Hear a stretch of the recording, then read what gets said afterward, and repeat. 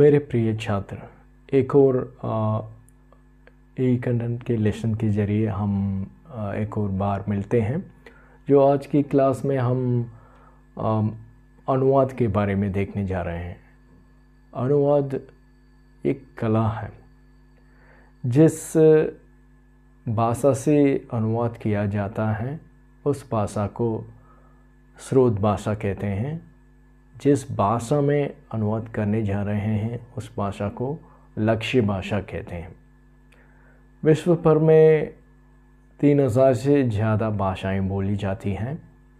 जो किसी भी भाषा में लिखी गई और कही गई विषयों को दूसरी किसी भाषा में रूपांतरण करने वाली एक कला को हम अनुवाद कहते हैं।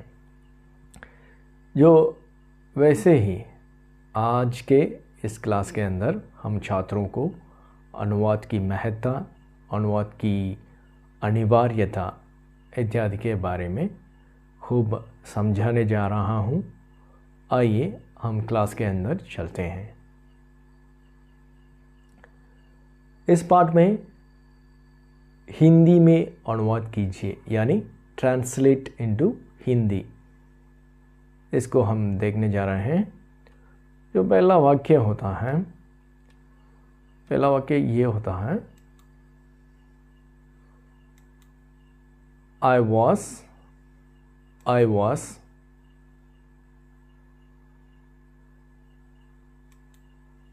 writing a letter.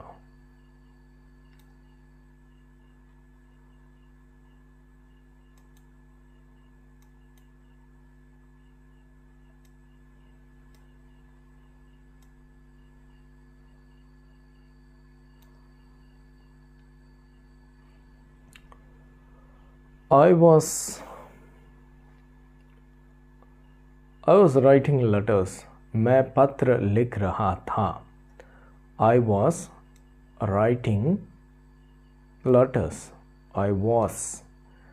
Past tenseல கொடுக்கப்பட்டுள்ள இந்த வாக்கியம் past continuous tenseல கொடுத்துருக்காங்க. ஸோ ஃபாஸ்ட் கண்டினியூஸ் டென்ஸ் வந்துச்சுன்னா நம்மளுக்கு என்ன ஆக்சிலரி வேர்ப் யூஸ் பண்ணணும் அப்படின்றது நம்ம எல்லாருக்கும் தெரியும். ஸோ வாஸ் யூஸ் பண்ணியிருக்காங்க. So first person singular use பண்ணியிருக்காங்க. ஃபஸ்ட்டு சென்டென்ஸில் ஐ அப்படின்ற first person singular noun use பண்ணியிருக்காங்க. வாஸ் அப்படின்ற ஆக்சிலரி வெர்பு யூஸ் பண்ணியிருக்காங்க. ப்ளஸ் வெர்போட ஃபோர்த் ஃபார்மேஷன் ஐஎன்ஜி யூஸ் பண்ணியிருக்காங்க. ஸோ ஆப்வியஸ்லி இது ஒரு கண்டினியூஸ் டென்ஸ் அப்படின்றது நம்மளுக்கு நல்லா தெரியும். ஸோ அந்த வகையில் ஹிந்தியில் இந்த கண்டினியூஸ் டென்ஸை இண்டிகேட் பண்ணக்கூடிய விஷயங்கள் நம்ம ரொம்ப கவனத்தோடு வச்சு பண்ணணும். ஸோ இந்த ஃபஸ்ட்டு சென்டென்ஸில் பார்த்திங்கன்னா மே, ஐ, நான், மே, பத்ர அப்படின்றது லெட்டர், லிக் ரஹா தா, எழுதி கொண்டிருந்தேன், லிக்னா அப்படின்றது மெயின் வெர்பு. ஸோ ஹிந்தியை பொறுத்த வரைக்கும் மெயின் வெர்பு லிக்னா அப்படின்றது. அதோட பேஸ் ஃபார்ம் இங்கே கொடுத்துருக்காங்க, லிக் அப்படின்றது. ஸோ ரஹா அப்படின்றது கண்டினியூஸ் டென்ஸை குறிக்கக்கூடிய அந்த ஐஎன்ஜி ஜிரண்ட் யூஸ் பண்ணுறாங்க. ஸோ ஆக்சிலரி வெர்பு வாஸ், அதுக்கு ஈக்குவலண்ட்டான ஆக்சிலரி வெர்பு ஹிந்தியை பொறுத்த வரைக்கும் தா அப்படின்றது யூஸ் பண்ணியிருக்காங்க. ஹிந்தியை பொறுத்த வரைக்கும் வாஸ்க்கு ஈக்குவலண்டான தா அப்படின்ற ஆக்சிலரி வெர்பை யூஸ் பண்ணியிருக்காங்க.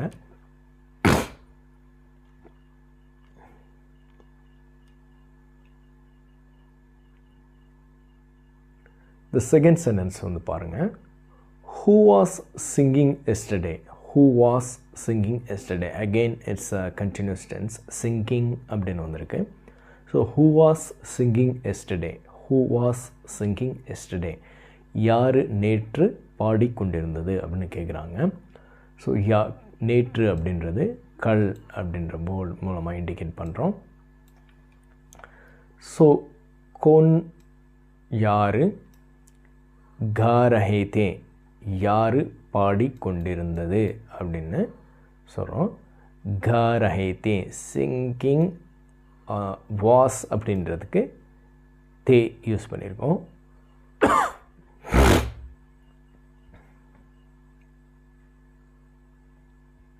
ஸோ செகண்ட் சென்டென்ஸை பொறுத்த வரைக்கும் who was singing yesterday அப்படின்னு கொடுத்துருக்காங்க. ஸோ கல் கோன் கா ரஹே தே, நேற்று யார் பாடிக்கொண்டிருந்தது அப்படின்னு சொல்கிறாங்க. ஸோ தேர்ட் சென்டென்ஸ் பார்க்கலாம். ஸோ தேர்ட் சென்டென்ஸில் he was smiling, அவன் சிரித்து கொண்டிருந்தான், புன்னகைத்து கொண்டிருந்தான் அப்படின்னு சொல்லிட்டு சொல்கிறாங்க.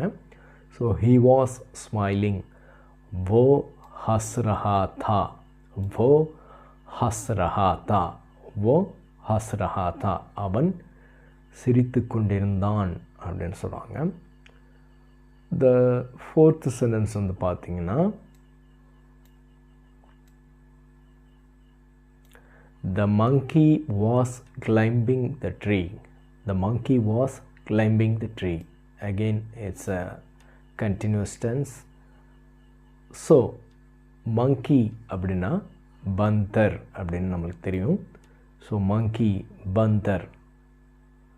ஸோ பேடு பர், பேடு பர் அதாவது மரத்தின் மீது, பேடு பர் ஷட் ரஹாத்தா, இது வந்துட்டு ஸ்பெல்லிங் மிஸ்டேக்கில் இருக்குது. ஸோ எதனால் இந்த ரஹாத்தா அப்படின்னு வரணும் அப்படின்னு சொன்னால், இங்கே நம்ம ஜெண்டர் கான்சியஸ் இல்லாமல் அவங்க வந்து ஜஸ்ட் ட்ரான்ஸ்லேட் பண்ணியிருக்காங்க, அதனால் ஒன்றும் தப்பு இல்லை. ஸோ ஜெண்டர் வச்சு பார்த்திங்கன்னா பந்தர் அப்படின்றது ஆண் குரங்கு, அதுக்கு தான் வந்து பந்தர் அப்படின்னு சொல்லுவாங்க. ஸோ பந்தர் அப்படி அதோட ஃபெமினின் வேர்டுன்னு பார்த்திங்கன்னா பந்தரியா அப்படின்னு இருக்குது. ஸோ அந்த பந்தரியா யூஸ் பண்ணியிருந்தால் அந்த சட் ரஹி அப்படின்றது கூட கரெக்டாக இருந்திருக்கும். பட் இது ஜஸ்ட்டு ஒரு அக்ரினே அப்படின்ற மீனிங்கில் அவங்க ரஹி யூஸ் பண்ணியிருக்காங்க. So nothing wrong in it. So ரொம்ப கான்சியஸாக வந்துட்டு இது பார்த்திங்கன்னா அது ரஹி அப்படின்றது இது பண்ணணும், ரஹா அப்படின்னு யூஸ் பண்ணணும். So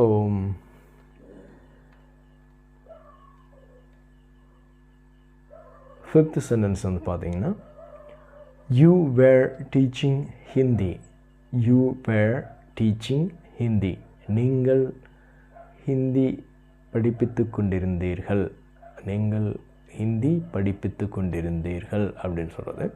so you were teaching Hindi அப்படின்னு சொல்கிறாங்க. ஸோ யூ வேர் அப்படின்னு வந்திருக்கு. ஸோ அது ஃப்ளோரல் ஃபார்மில் யூஸ் பண்ணியிருக்காங்க. ஸோ ஆப்வியஸ்லி நம்ம யூ அப்படின்ற செகண்ட் பர்சனில் வந்துட்டு 3 ஸ்டேட்ஸ் இருக்குது இப்போ வந்து ஹிந்தியை பொறுத்த வரைக்கும். ஸோ நார்மலாக தூ அப்படின்னு சொன்னாக்கா நம்மளோட யங்கர் ஜூனியர்ஸ் வந்துட்டு சொல்லுவாங்க, அவங்கள இண்டிகேட் பண்ணுறதுக்காக நம்ம தூ அப்படின்றத யூஸ் பண்ணலாம். நம்ம ஈக்குவலண்ட் ஏஜில் உள்ளவங்களுக்கு நம்ம தும் அப்படின்றத யூஸ் பண்ணுவோம். ஸோ இது எல்டர் பர்சனாக இருக்கிறதுனால அவங்களுக்கு டீச்சர் அந்த லெவலில் டீச்சிங் பண்ணிகிட்ருக்காங்க. ஸோ ஆப்வியஸ்லி ஆப் யூஸ் பண்ணியிருக்கோம், தாங்கள். ஸோ ஹிந்தி சிகா ரஹே தே, நீங்கள் ஹிந்தி படிப்பித்து கொண்டிருந்தீர்கள் அப்படின்னு சொல்லி கொடுத்துருக்காங்க. ஸோ ஆப் ஹிந்தி சிகா ரஹே தே, ஆப் ஹிந்தி சிகா ரஹே தே, நீங்கள் ஹிந்தி படிப்பித்து கொண்டிருந்தீர்கள். ஸோ சிக்ஸ்த்து சென்டென்ஸ் பார்க்கலாம். ஸோ சிக்ஸ்த்து சென்டென்ஸ் வந்து பார்த்திங்கன்னா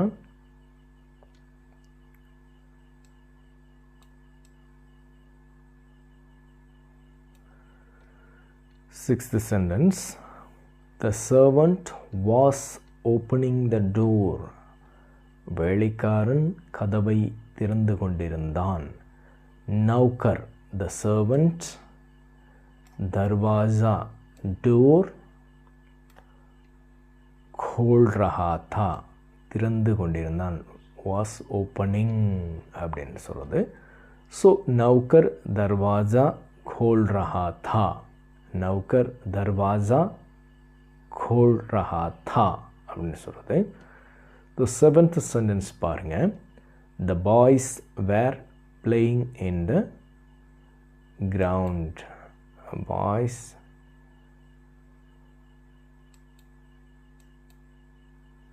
ஓகே சாரி, கிரவுண்ட் இல்லை, moonlight. So the boys were playing in the moonlight. அது நிலவொளியில் மாணவர்கள் விளையாடி கொண்டிருந்தனர் அப்படின்னு சொல்கிறோம். ஸோ நம்ம ஆப்வியஸ்லி நம்ம அந்த ஜெண்டர் வேரியேஷன்லாம் படிக்கும்போது நம்ம பார்த்துருப்போம். லடுக்கா அப்படின்னா ஒரு பையன், ஒரு சிறுவன். ஸோ இங்கே பாய்ஸ்ன்னு கொடுத்தனால லடுக்கே கொடுத்துருக்காங்க. ஸோ சாந்த் கி ரோஷினி, ரோஷினினா வெளிச்சம், சாந்த்னா மூணு. ஸோ சாந்த் கி ரோஷினி அப்படின்றது மூன்லைட். சாந்த் கி ரோஷினி. மே அப்படின்றது ப்ரிப்போசிஷன். ஸோ கேல் ரஹே தே, விளையாடி கொண்டிருந்தனர். ஸோ நில ஒளியில் விளையாடி கொண்டிருந்தனர். லடுக்கே चांद की रोशनी में खेल रहे थे. लड़के चांद की रोशनी में खेल रहे थे.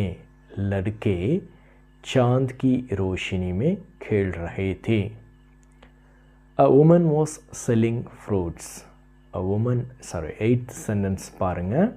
Eighth sentence பார்க்கலாம். A woman was selling fruits. A woman was selling fruits. वो औरत फल भेज रही थी. वो औरत फल भेज रही थी அப்படின்னு சொல்கிறோம். ஸோ அந்த பெண் பழங்கள் விற்று கொண்டிருந்தார். वो औरत फल भेज रही थी. वो औरत फल भेज रही थी அப்படின்னு சொல்கிறோம். ஸோ ninth sentence பாரு. Some women were buying sarees. Some women were buying sarees. Women, more than one woman சொல்லியிருக்காங்க. ஸோ அதனால் women அப்படின்னு சொல்கிறோம். Some women, சில பெண்கள். Some women were, ஸோ ஃப்ளூரலுக்கான ஆக்சிலரி verb were யூஸ் பண்ணியிருக்காங்க. இங்கே உமன், ஒரு உமன் வந்துட்டு பழம் விற்று கொண்டிருக்கிறார் அப்படின்னு சொன்னதுனால தான் இங்கே சிங்குலருக்கான ஆக்சிலரி வேர்ப் யூஸ் பண்ணியிருக்காங்க. ஸோ தேர்ட் பர்சன் சிங்குலருக்கான ஆக்சிலரி வேர்ப் வாஸ் யூஸ் பண்ணியிருக்காங்க. ஸோ இங்கே மோர் தேன் ஒன் விமன் அப்படின்றனால வேர் யூஸ் பண்ணியிருக்காங்க. ஸோ ரெண்டுலேயுமே கண்டினியூஸ் டென்ஸுங்கிறத இண்டிகேட் பண்ணக்கூடிய ஐஎன்ஜி யூஸ் பண்ணியிருக்காங்க. So buying is saris. சில பெண்கள் புடவை, சேலை வாங்கி கொண்டிருந்தார்கள் அப்படின்னு சொல்லுவாங்க. குச் மஹிலாயே, குச் மஹிலாயே, குச் மஹிலாயே. சம் விமன், சில பெண்கள். மஹிலா அப்படின்னாக்கா ஒரு பெண். ஸோ மஹிலாயே அப்படின்னு கொடுத்துருக்காங்க, ஃப்ளோரல் ஃபார்மில் கொடுத்துருக்காங்க. ஸோ குச் மஹிலாயே சாடி, சாடி खरीद रही थी. खरीद रही थी. நம்மளோட இந்த ஆக்சிலரி வர்பில் மேலே ஒரு டாட் இருக்குது பாருங்கள். ஸோ அது தீம் அப்படின்னு உச்சரிக்கணும். ஸோ கொஞ்சம் சைலண்டாக உச்சரிக்கிறோம். ஸோ இந்த மேலே உள்ள சென்டென்ஸில் பார்த்திங்கன்னா ஒரு பெண் அப்படின்றனால சிங்குலர்னால அந்த டாட் இருக்காது. ஸோ இங்கே இந்த சென்டென்ஸில் மோர் தென் ஒன் விமன், அதனால் தீம் அப்படின்ற அந்த சவுண்டோட, இம்ஹார சவுண்டோடு முடியணும். ஸோ कुछ महिलाएं साड़ी खरीद रही थीं. कुछ महिलाएं साड़ी खरीद रही थीं அப்படின்னு சொல்கிறோம். ஸோ 10th சென்டென்ஸ் பார்க்குறோம். You were swimming in the tank. டேங்க்னாக்க குளம் அப்படின்னு சொல்கிறோம். ஸோ யூ நீங்கள், வேர் நீங்கள், ஸ்விம்மிங் இன் த டேங்க் நீங்கள் குளத்தில் நீந்தி கொண்டிருந்தீர்கள் அப்படின்னு சொல்லுவாங்க. ஆப் தாங்கள், தாலாப் மே இன் த டேங்க் तैर रहे थे. तैर रहे थे. आप तालाब में तैर रहे थे. आप तालाब में तैर रहे थे. आप तालाब में तैर रहे थे அப்படி சொல்கிறது. தாங்கள் குளத்தில் நீந்தி கொண்டிருந்தீர்கள். ஸோ 11th சென்டென்ஸ் பார்க்கலாம். So I spoke in the meeting. I spoke in the meeting. I spoke in the meeting அப்படின்னு சொல்கிறாங்க. So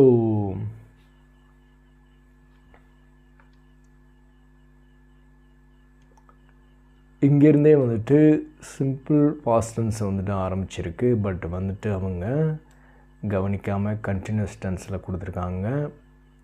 so I spoke in the meeting அப்படின்னு சொன்னால் மே பைட்டக் மே போலா அப்படின்னு வரணும். மே பைட்டக் மே போலா அப்படின்னு வரணும். மே பைட்டக் மே போலா அப்படின்னு வரணும். இங்கே போல் ரஹாத்தா பை மிஸ்டேக் அவங்க கண்டினியூஸ் டென்ஸில் வந்து பிரிண்ட் பண்ணியிருக்காங்க. ஸோ இது சிம்பிள் ப்ரெசன்ட். மே பைட்டக் மே போலா, நான் வந்துட்டு மீட்டிங்கில் பேசினேன் அப்படின்னு சொல்கிறது இந்த 11th sentence. So 12th sentence பார்க்கலாம். They came yesterday. They came yesterday. They came yesterday. அவர்கள் நேற்று வந்தனர். They came yesterday. வே அவர். கல் நேற்று. ஆயே வந்தார். They came yesterday. நேற்று அவர் நேற்று வந்தார் அப்படின்னு சொல்லுது. I climbed the mountain. I climbed the mountain. मैं पहाड़ पर चढ़ा. मैं நான் पहाड़ mountain पर மீது चढ़ा ஏறினேன். I climbed the mountain. நான் மலையின் மீது ஏறினேன் அப்படின்னு சொல்கிறது. பஹாட் அப்படின்னா மலை, மலை அப்படின்னு அர்த்தம். மவுண்டைன் அப்படின்றது. When did you reach Calcutta? இப்போ கல்கட்டா வந்துட்டு கொல்கட்டா மாறிடுச்சு. So when did you reach Calcutta அப்படின்னு சொல்லி கேட்குறாங்க. நீங்கள் எப்போது கல்கட்டாவிற்கு சென்றீர்கள், வந்தடைந்தீர்கள் அப்படின்னு சொல்கிறாங்க. தும் கப். தும் அப்படின்னா நீங்கள், நீ, நீங்கள். கப் எப்பொழுது, when அப்படின்னு சொல்கிறோம். கல்கட்டா, கொல்கத்தா. பவுஞ்சே ரீச்டு அப்படின்னு சொல்கிறது. when did you reach Calcutta? तुम कब कलकत्ता पहुँचे அப்படின்னு சொல்கிறாங்க. ஸோ 15th சென்டென்ஸ் பார்க்கலாம்.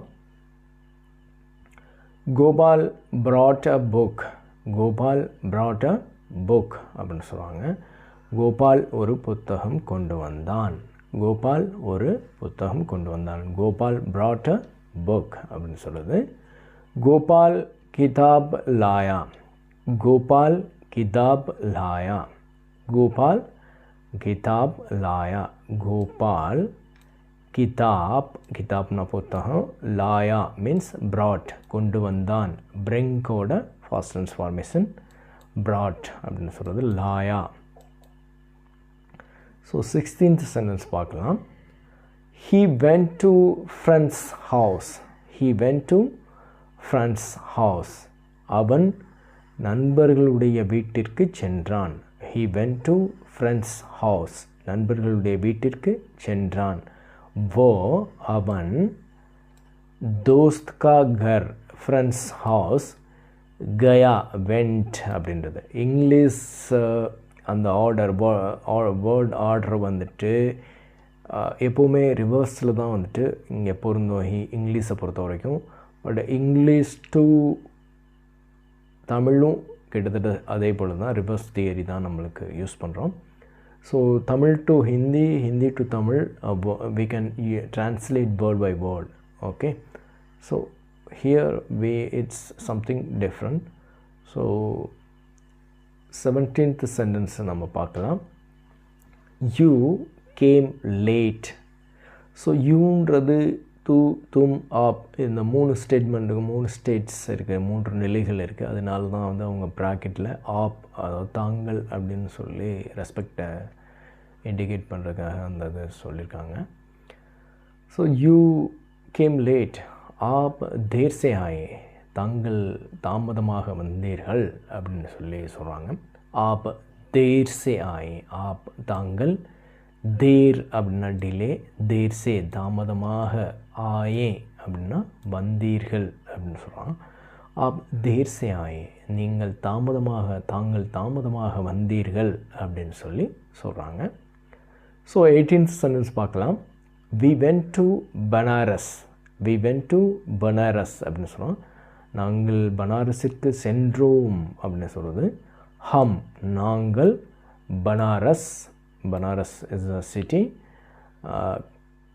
கயே அப்படின்னா சென்றோம், நம்ம பனாரஸிற்கு சென்றோம், அது பனாரஸ் சென்றோம் அப்படின்னு சொல்கிறாங்க. 19th சென்டென்ஸ் பாருங்கள். Girls loft loudly. Girls loft loudly. Girls loft loudly அப்படின்னாக்க சிறுமிகள் சப்தமாக சிரித்தார்கள் அப்படின்னு சொல்லுவாங்க. Girls loft loudly. கேர்ள்ஸ், இப்போ கேர்ளுங்கிறதுக்கு ஒரு லடுக்கி அப்படின்னு பார்த்தோம், சிறுமி அப்படின்னு பார்த்தோம். இங்கே வந்து பார்த்திங்க கேர்ள்ஸ் அப்படிங்கிறதுக்கு லடுக்கியா அப்படின்ற ஃப்ளூரல் ஃபார்ம் யூஸ் பண்ணியிருக்காங்க, நல்லா கவனிங்க. ஜோர்ஸே அப்படின்னா லவுட்லி, ஹசி அப்படின்னா சிரித்தார்கள். ஸோ லடுக்கியா ஜோர்ஸே ஹசி, லடுக்கியா ஜோர்ஸே ஹசி, ஜோர்ஸே அது சிறுமிகள் சப்தமாக சிரித்தார்கள். ஸோ 20th சென்டென்ஸ் பார்க்கலாம். The horse ran fast. இந்த குதிரை வேகமாக ஓடியது அப்படின்னு சொல்கிறோம்.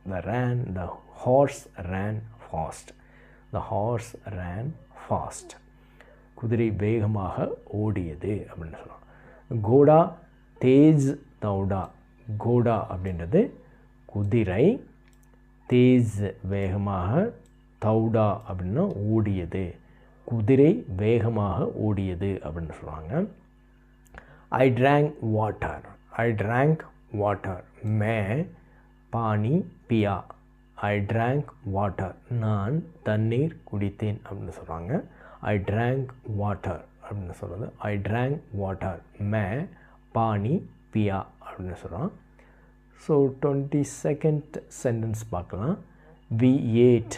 We ate 4 fruits. We ate 4 fruits. நாங்கள் 4 பழங்கள் சாப்பிட்டோம் அப்படின்னு சொல்கிறோம். நாங்கள் 4 பழங்கள் சாப்பிட்டோம் அப்படின்னு சொல்கிறோம். So we ate 4 fruits. ஹம் நாங்கள், சார் 4, ஃபல் பழங்கள், காயே சாரி இதில் வந்து பார்த்திங்கன்னா வேறு பிக் மிஸ்டேக் பண்ணியிருக்காங்க, அந்த உச்சரிப்பை வச்சு யாரோ தப்பாக டைப் பண்ணியிருக்காங்க. ஸோ காயே அப்படின்னு இருக்குது. காயேனாக்கா பாடினோம் அப்படின்னு வரணும். இது வந்துட்டு ஆக்சுவலி செகண்டு கா வரணும் இந்த இடத்துல. ஸோ டைப்பிங் எரர்ஸ் நம்ம சரி பண்ணிக்கலாம் லேட்டர் ஆன். இந்த இடத்துல வரக்கூடிய இந்த கா அப்படின்னாக்கா சிங்கிங் அப்படின்னு அர்த்தம். வி சாங்க் அப்படின்னு வந்துடும். காயே அப்படின்னாக்க ஸோ இங்கே செகண்ட் கா வரணும். காயே. ஹம் சார் ஃபல் காயே அப்படின்னு வரணும். நம்ம திருத்திக்கலாம், ஒன்றும் பிரச்சனை இல்லை. So you have bought a picture. நீங்கள் ஒரு படம் வாங்கினீர்கள் அப்படின்னு சொல்லுவாங்க. ஆப்னே தாங்கள் தஸ்வீர் படம் खरीदे அப்படின்னாக்க நீங்கள் படம் வாங்கினீர்கள் அப்படின்னு சொல்லுவாங்க. நீங்கள் படம் வாங்கினீர்கள்.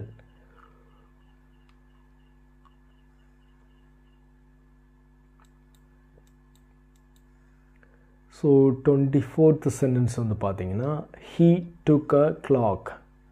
he took a clock. அவன் கடிகாரம் எடுத்தான் அப்படின்னு சொல்லுவாங்க. he took a clock. அவன் கடிகாரத்தை எடுத்தான் அப்படின்னு சொல்லுவாங்க. वो அவன், கடி கடிகாரம், லியா அப்படின்னா எடுத்தான் அப்படின்னு அர்த்தம். அவன் கடிகாரத்தை எடுத்தான் அப்படின்னு சொல்கிறது.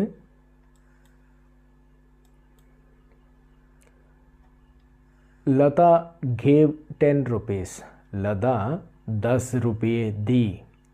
लता gave 10 rupees. लता 10 रुपये दी. लता 10 ரூபாய் கொடுத்தாள். லதா 10 रुपये दी அப்படின்னு சொல்லுவோம். லதா 10 ரூபாய் கொடுத்தாள் அப்படின்னு சொல்லுவாங்க.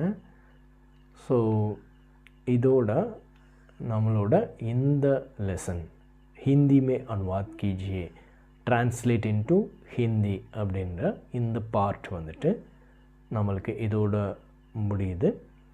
ஸோ இன்னும் ஒரு நல்ல வீடியோ கண்டென்ட், அதாவது இன்னும் ஒரு வகுப்பில் இன்னும் ஒரு பாடத்தோடு உங்களை சந்திக்கிறேன்.